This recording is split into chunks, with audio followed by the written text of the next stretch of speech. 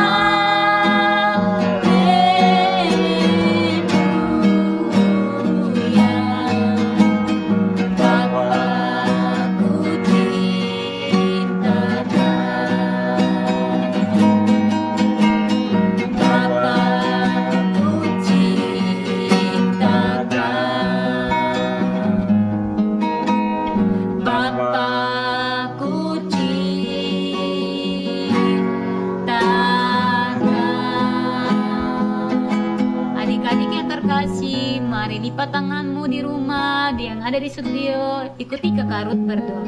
Bapa yang baik, Engkau sangat baik, karena Engkau mati, rela demi dosa kami. Terima kasih buat pengorbananmu dalam hidup kami. Kami tidak bisa balas kebaikan Tuhan dalam hidup kami. Tuhan Yesus, kami mau ibadah. Bungkus kami, kuasa Roh Kudus-Mu hadir di tengah-tengah saat kami mengangkat pujian bagi Tuhan. Kami mau tolak kuasa iblis mencoba mengganggu kami dalam nama Yesus. Terima kasih Tuhan, kami mulaikan ibadah ini hanya di dalam nama Tuhan Yesus. Haleluya, haleluya, amin. Nah adik-adik, kita sudah membuka dengan pujian yang begitu indah karena Tuhan baik. Nah kita mau saksikan juga kasihnya Tuhan seperti sungai dalam bumi. Mari kita bangkit berdirian di rumah, yang di studio kita buat gerakannya. Kasihnya seperti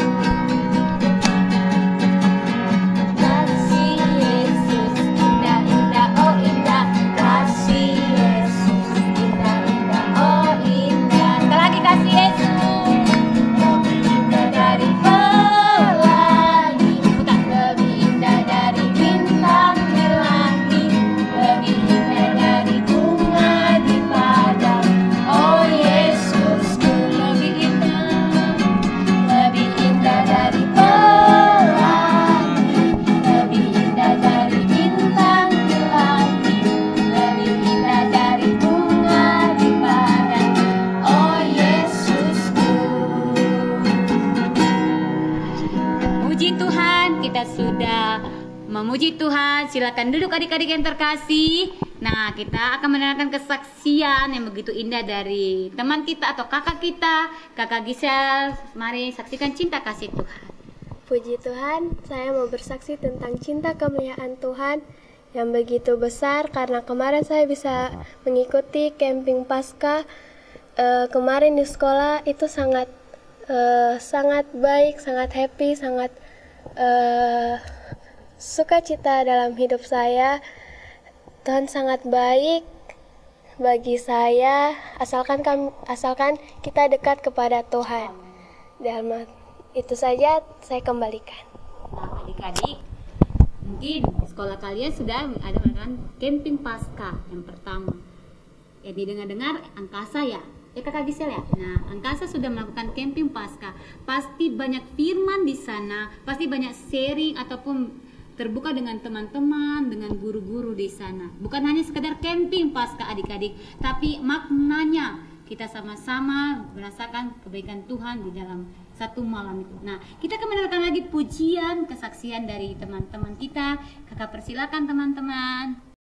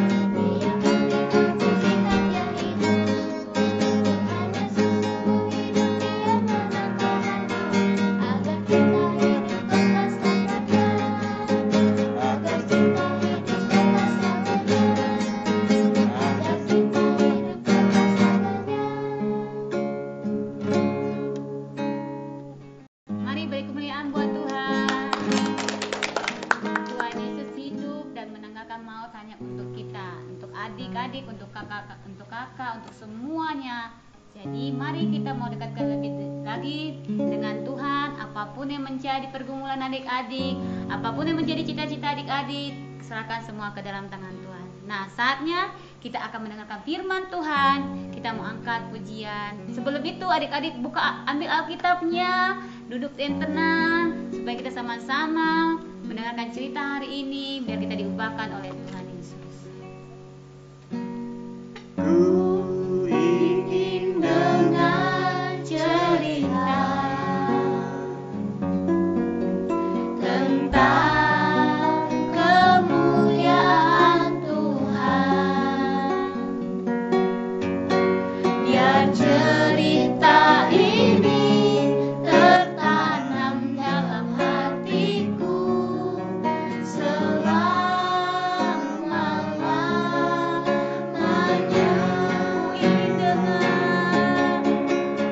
Ku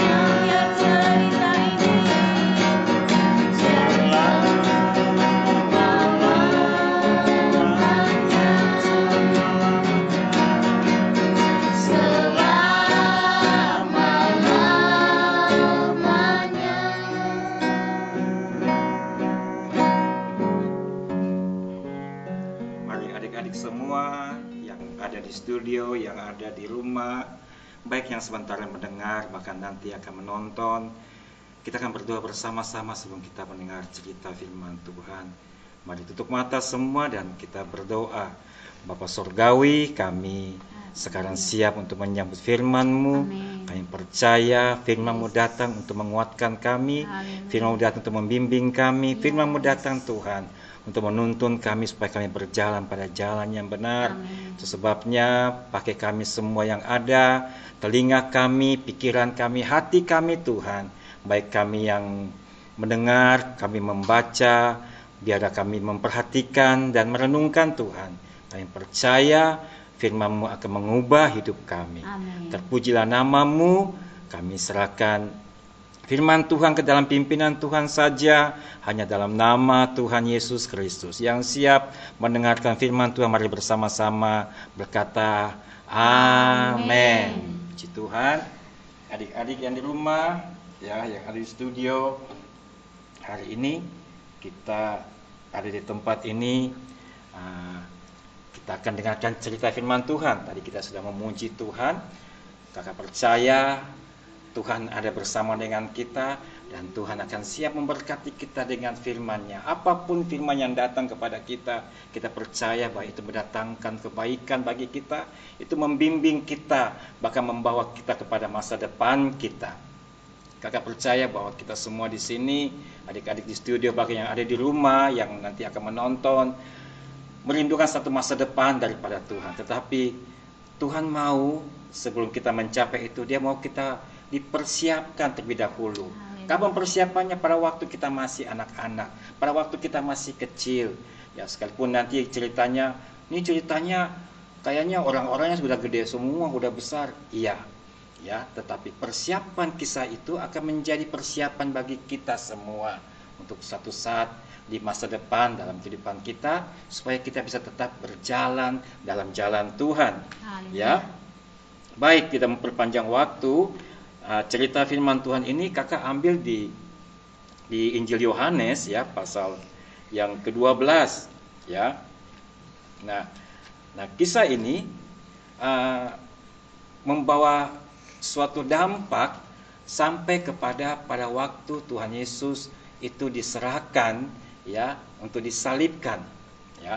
Kakak percaya masa Paskah ini semuanya tahu cerita tentang Tuhan Yesus menjelang Dia menuju ke kayu salib untuk berkorban untuk menebus segala dosa-dosa kita. Siapa di sini yang belum tahu kisahnya? Ya, mulai dari waktu Tuhan melakukan perjamuan suci, melakukan perjamuan kudus, ya. Nah, di sanalah mulai Tuhan Yesus memberitahukan tentang bagaimana Dia mulai akan dipersiapkan untuk naik ke kayu salib, untuk mati bagi kita, bagi dosa-dosa kita. Tapi satu yang kakak melihat, ada satu murid, ya, yang tadinya ada bersama-sama dengan Tuhan Yesus. Tapi sebenarnya kakak mau tanya dulu, murid Tuhan Yesus ada berapa? 12. Mantap. Di sini adik-adik yang studi bilang 12. Yang di rumah ada berapa? Jangan-jangan ada yang bilang 13. Ya, 12 orang. Tapi kita tahu bahwa salah satu dari murid Tuhan ada yang mengkhianati Tuhan. Siapa namanya? Yudas Iskariot. Jangan cuma Yudas, ya. Kalau cuma Yudas banyak, ya. Tuhan Yesus punya adik, salah satunya namanya juga Yudas, ya. Nah, harus jelas Yudas Iskariot, ya. Kedengaran dia punya nama di belakangnya, Yudas Iskariot. Kita tahu kisah dia bahwa dialah yang menjual Tuhan Yesus. Berapa keping perak? 30 keping perak. Aduh, tega amat, ya. Tega sekali dia menjual Tuhan Yesus. Padahal 3,5 tahun Yudas berjalan bersama dengan Tuhan Yesus. Dia melihat mujizat Tuhan, dia mendengar firman Tuhan, dan boleh bilang dia salah satu murid di antara 12 itu yang juga dekat dengan Tuhan. Ya, kemana-mana Tuhan pergi, Yudas ada di situ. Nah, kalau kita baca di Injil Yohanes, ternyata ada satu ketiga yang menuliskan Injil Yohanes ini, dia ternyata sudah tahu bagaimana kelakuan Yudas, sehingga apa yang terjadi pada waktu di perjamuan itu sampai membawa Tuhan Yesus ke kayu salib, itu ternyata berdampak dari situ. kita baca di Yohanes pasal 12, pada waktu itu Yesus ada dalam satu perjamuan dan ada seorang perempuan membawa minyak wangi. Dia ditumpahkan di kakinya Tuhan Yesus dan minyak wangi itu mahal sekali. Nah, orang ini yang si Yudas ini, dia melihat minyak wangi yang mahal itu, matanya langsung hijau. Nah, wah, itu tuh boleh dijual itu. Nah, dan ternyata ada orang yang sudah tahu bahwa Yudas punya kelakuan itu, dia suka mencuri. Aduh, padahal dia muridnya Tuhan, dia anak Tuhan, ya, tapi mencuri. Nah, kata firman Tuhan secara jelas itu bahwa secara jelas dikatakan bahwa dia selama ini adalah selalu berusaha untuk mencuri.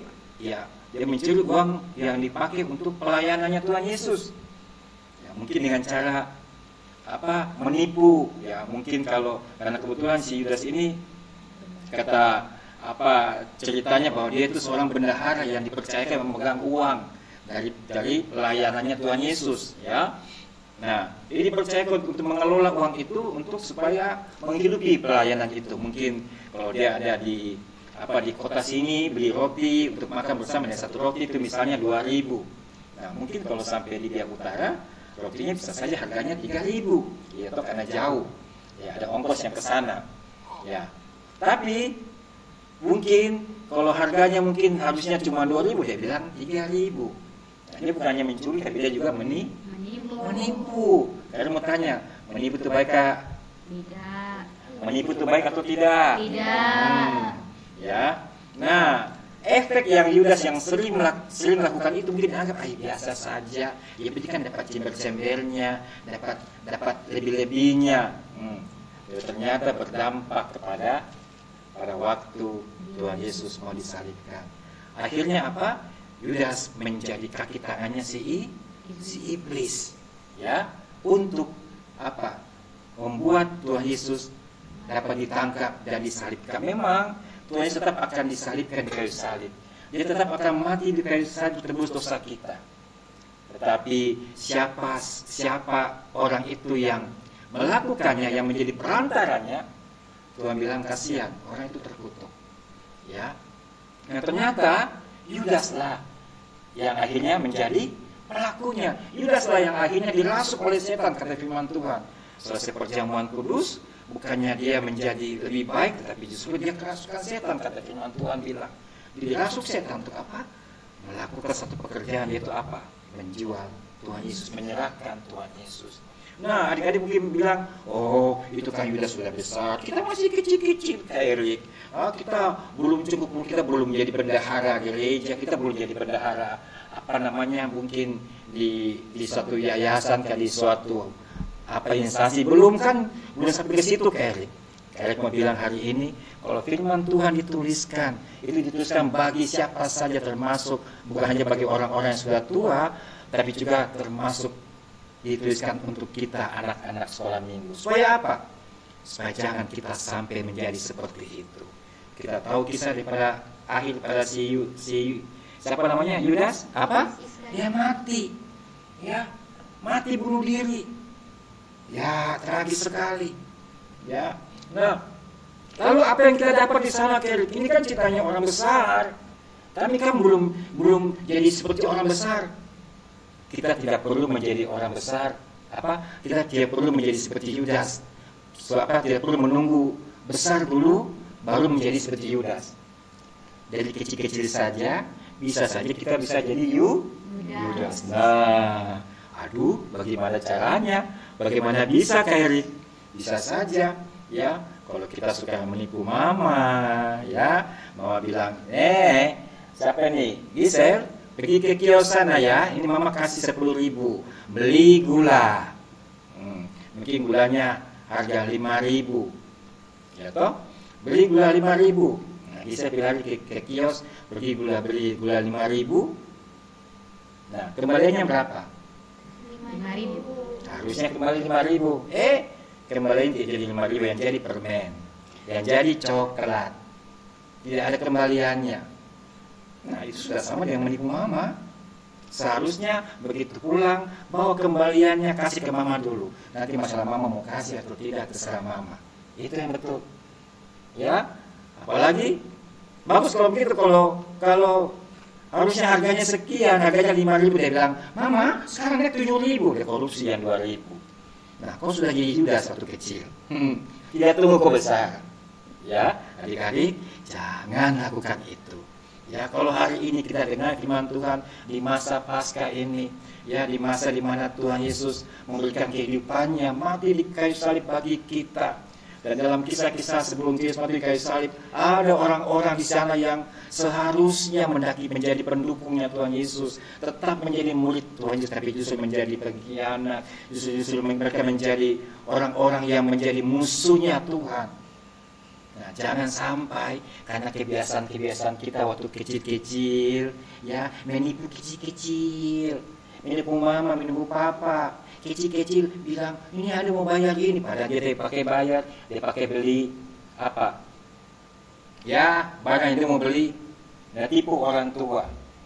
Ya, bahkan mau pergi ke sana, oh mau pergi ke gereja, padahal dia pergi gereja, dia pergi main PS. Nah, pergi main game. Pakai uang itu pakai main game. Padahal bilangnya mau pakai bayar ini. Dia sudah menipu orang tua waktu kecil. Kau sudah jadi Yudas waktu kecil. Kau sudah mempersiapkan dirimu jadi Yudas. Besok-besok kau juga bisa jual Tuhan Yesus. Karena apa? Menipu. Ya, karena itu nyambung dengan mencuri. Ya, itu dia.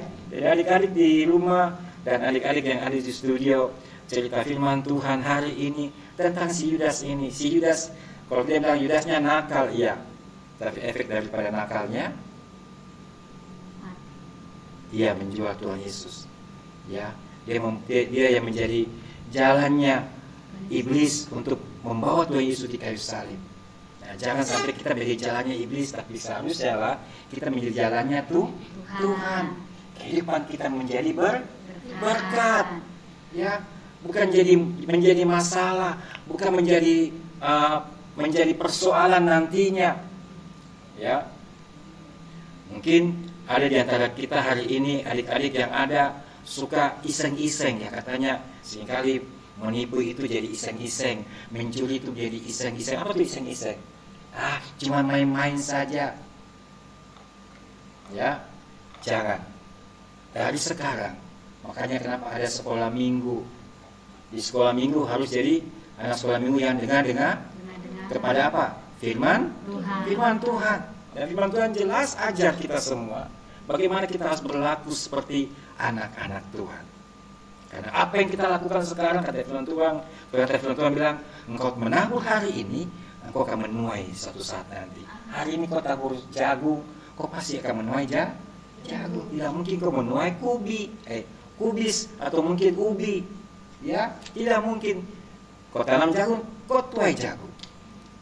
Kau tanam kelakuan yang tidak benar, kau tanam kelakuan yang nakal, satu saat kau akan tuai kenakalanmu. Ya, tidak heran kalau adik-adik kalau lihat, kenapa ada kakak-kakak ada masuk di penjara karena menipu, karena mencuri dan sebagainya. Itu biasanya terjadi pada waktu masa kecil, biasa dia lakukan itu. Makanya pada waktu besar dia lakukan lagi hal yang sama, ketangkaplah dia. Kena lah batunya. Untung kalau dia dikeroyok, dia toh. Kalau tempat lain kan dikeroyok, digebukin, bonyok-bonyok. Nah, jadi mari adik-adik perhatikan hal ini, ya. Kenapa cerita ini ada? Karena ini adalah masa Paskah, nah menjadi perenungan kita. Pastikan kita ada dalam posisi di mana sebagai orang-orang yang berada di pihaknya Tuhan Yesus, bukan berada di pihaknya si Yudas, ya. Berada di pihaknya Tuhan Yesus, mau bersama dengan Tuhan. Ya, kalau kita lihat perjalanan saat Yesus disalibkan, banyak orang-orang yang meninggalkan Tuhan Yesus. Ya, tapi mari hari ini kita sebentar bicara khusus tentang si Yudas. Mari dari kecil jangan menjadi Yudas. Dengan kelakuan kita, dengan tingkah laku kita jaga semuanya supaya sesuai dengan firman Tuhan, supaya hidupmu menjadi berkat. Saat kau besar nanti, kau akan lihat bahwa kehidupanmu yang kau lakukan di masa kecil itu akan mempengaruhi kehidupanmu nanti di masa depan. Puji Tuhan, Kami percaya orang-orang yang berjalan pada jalan Tuhan, mereka yang berjalan pada kehendak Tuhan, mereka akan melihat masa depan yang Tuhan berikan kepada mereka. Ya, kami percaya hari ini adik-adik yang sudah dengar firman Tuhan dan berkata dalam hatinya, iya Kak Erik, saya tidak mau nakal, saya tidak mau jadi tukang tipu, saya tidak mau jadi pencuri, saya tidak mau jadi seperti Yudas. Kami mau pastikan bahwa kau punya masa depan. Kenapa? Karena kau mau supaya hidupmu berubah di dalam tangan Tuhan. Dan percaya jalan Tuhan akan ada dalam kehidupan engkau. Puji Tuhan, inilah cerita firman Tuhan hari ini. Kami percaya kita semua akan diberkati oleh Tuhan pada saat kita tidak hanya mendengar, tapi kita juga berusaha melakukannya. Yang siap melakukan firman Tuhan bersama-sama katakan Amin. Puji Tuhan. Kami kembalikan kepada Kakak Ruth. Oke, adik-adik yang terkasih, kita sudah mendengarkan cerita firman Tuhan yang begitu indah, yang menegur Kakak Ruth, yang menegur kalian juga yang ada di rumah dan di studio. Kalau kita itu tidak akan jadi seperti Yudas, tapi kita mau seperti Tuhan Yesus. Oke, kita sudah mendengarkan firman Tuhan, kita mau tutup ibadah kita sambil kita berdoa untuk adik-adik yang di rumah, yang di studio, supaya kita benar-benar menjadi anak-anak Tuhan. Haleluya. Kita mau angkat pujian, kita mau katakan, ku ingin dengar cerita firman Tuhan. Lagu yang tadi kita akan naikkan kembali supaya hati kita disentuh oleh Tuhan. Ku ingin dengar cerita tentang kemuliaan Tuhan. Biar cerita ini tertanam dalam hatiku selama-lamanya. Biar cerita ini tertanam dalam hatiku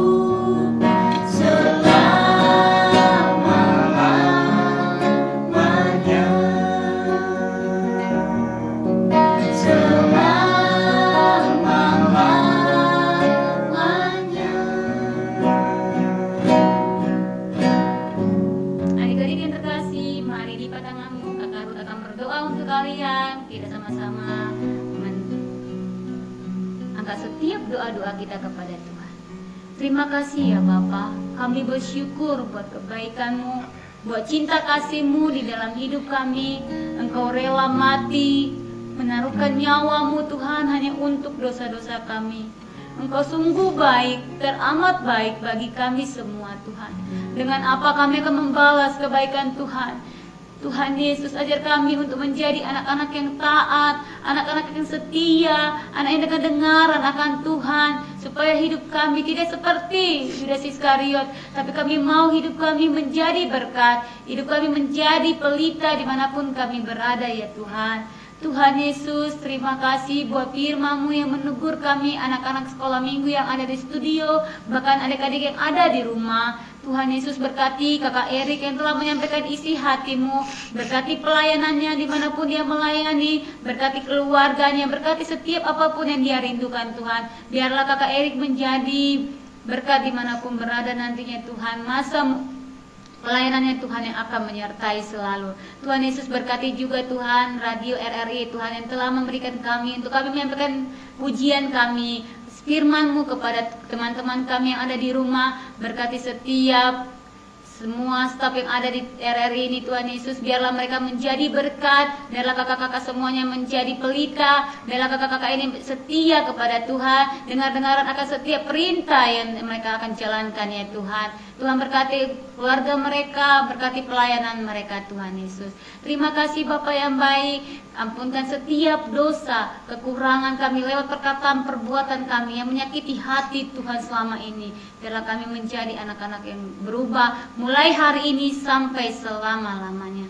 Kami sudah selesaikan ibadah kami. Inilah kami Tuhan di dalam satu nama yaitu Tuhan Yesus. Sama-sama katakan amin.